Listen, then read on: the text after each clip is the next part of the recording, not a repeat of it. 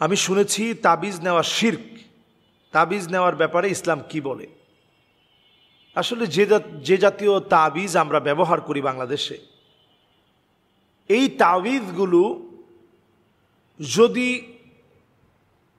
কোনো কুকুরের কাছে আশ্রয় প্রার্থনা করে, যেমন আস্তাঈদ আলা কিতমির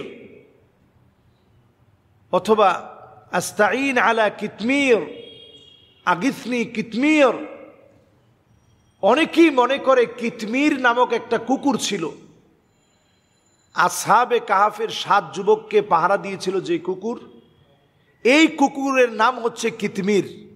আমি নিজ হাতে অনেক তাবিজ খুলেছি, একেবারে খুলে ফেলছি।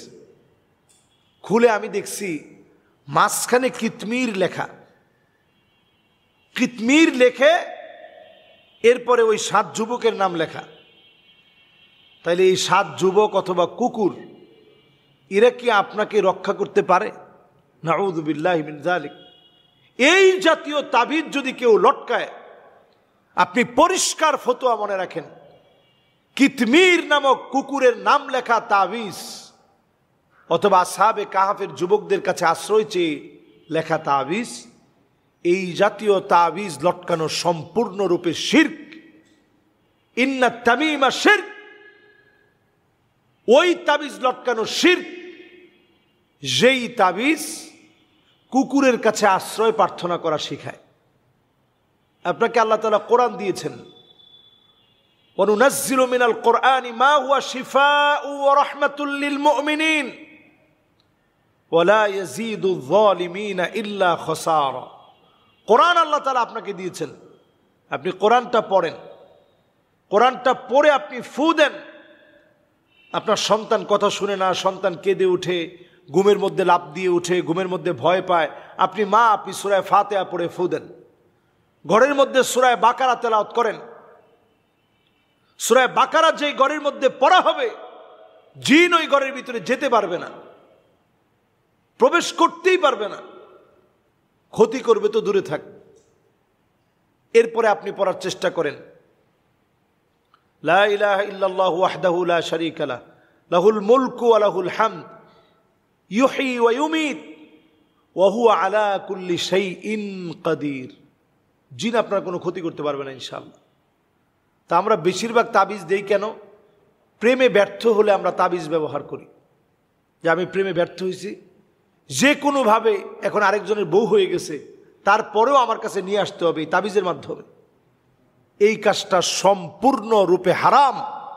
নবীজি সাল্লাল্লাহু আলাইহি সাল্লাম বলছেন, হাদ্দুস সাহিরি দরবাতুন বিসাইফ। এই জাতীয় তাবিজ যারা দিবে, এদের শাস্তি হচ্ছে মৃত্যুদণ্ড। আপনি হাদিসটা খুঁজে দেখবেন। এরপরে তাবিজ করি কেন? আরেকজনের মেরে ফেলতে হবে, তার সম্পদ আমি ভোগ দখল করব, ওই লোকটাকে মেরে ফেলতে হবে, এই জন্য তাবিজ করি। এই জাতীয় তাবিজ করা সম্পূর্ণরূপে হারাম, কুফরি। আপনি এই কাজটা করতেছেন, আরেকজনের জান নেওয়ার কারণ হচ্ছেন, আপনি ব্ল্যাক ম্যাজিক করছেন, এগুলো সম্পূর্ণরূপে ঈমান ধ্বংস হয়ে যাওয়ার কারণ। তাহলে আমরা আপনারা যেটা করব সেটা কি? রাসূল আমাদেরকে সহিহ বুখারী সহিহ মুসলিমে হাদিস আসছে, নবীজি সাল্লাল্লাহু আলাইহি সাল্লাম আমাদেরকে শিখিয়েছেন, বিসমিল্লাহি তুরবাতু আরদিনা। আমাদের বিসমিল্লাহ বলে ফু দেওয়া। এই যে আপনি সামান্য একটু বিসমিল্লাহ বলার সময়, যে আমরা অনেক সময় বলি না বিসমিল্লাহ, এরকম একটু সিম্বলিক একটু থুতু নিক্ষেপ করলেন বিসমিল্লাহ বলে, এই যে এতটুকুন থুতু নিক্ষেপ করলেন, অথবা ফু দিলেন, অথবা পানির মধ্যে একটু ফু দিয়ে দিলেন, তেলের মধ্যে একটু ফু দিয়ে দিলেন, রসুল বলতেছে ইউশফি সাকিমানা বিইذনি রব্বিনা। হতে পারে একটা মাটির মধ্যে ফু দিছেন, তুরবাতুশ শিফা নামে মদিনাতে একটা মাটিও আছে। রসুল বলছে ঠিক আছে, এখান থেকে একটু মাটি নিয়ে লাগিয়ে দাও, এখান থেকে একটু মাটি নিয়ে লাগিয়ে দাও। সাহাবায়ে কেরাম যুদ্ধের ময়দান থেকে আসছেন, আঘাত পেয়েছেন, রক্ত বের হচ্ছে, ওই জায়গার মধ্যে একটু মাটি লাগাই দিস, দেখা গেছে আল্লাহ রাব্বুল আলামিন সুস্থ করে দিয়েছেন। আল্লাহ তাআলা সুস্থতার নিয়ামত দিয়েছেন। এই জন্য বিসমিল্লাহ বলে যখন আমরা একটা মাটির মধ্যে ফু দেই অথবা পানির মধ্যে ফু দেই অথবা তেলের মধ্যে ফু দেই, এটা আরেকজনের জন্য শিফা হয়ে যেতে পারে বিইذনি রব্বিনা, যদি আমার আল্লাহ চান, নতবা কোনোভাবেই এগুলো শিফা হতে পারে না।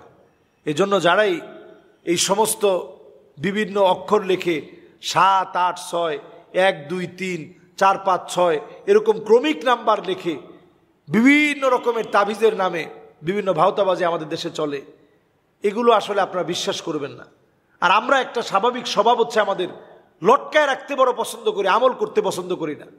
যে বাহিরে কিছু একটা লটকায় রাখবো, দরজায় ঢুকতে কিছু একটা লটকায় রাখবো যাতে করে জিন ঢুকতে না পারে। অথচ আপনি যদি সূরা বাকারা পড়েন তাহলে আপনি হেফাজতে থাকবেন। আয়াতুল কুরসি যদি পড়েন, নবীজি সাল্লাল্লাহু আলাইহি সাল্লাম বলছেন ফালাই ইয়াজাল আলাইকা মিনাল্লাহি হাফিজ, আল্লাহর পক্ষ থেকে আপনার জন্য একজন জিম্মাদার নিযুক্ত করে দেওয়া হবে। ওই জিম্মাদার প্রতিনিয়ত আপনার জন্য এই জিম্মাদার হিসেবে, সে পাহারাদার হিসাবে থাকবে, পাহারা দিবে, সারা রাত আপনার জন্য পাহারা চলবে। সুবহানাল্লাহ বিহামদি। এই জন্য আমরা এই আমলগুলা বেশি বেশি করার চেষ্টা করব। কোনোভাবেই আরেকজনের ক্ষতি করে অথবা ক্ষতির কারণ হয় এমন কোনো তাবিজ করতে যাব না, এতে আমাদের ঈমান ধ্বংস হয়ে যাবে। আল্লাহ বোঝার তৌফিক দান করুক। আসসালামু আলাইকুম ওয়া রাহমাতুল্লাহি ওয়া বারাকাতুহু।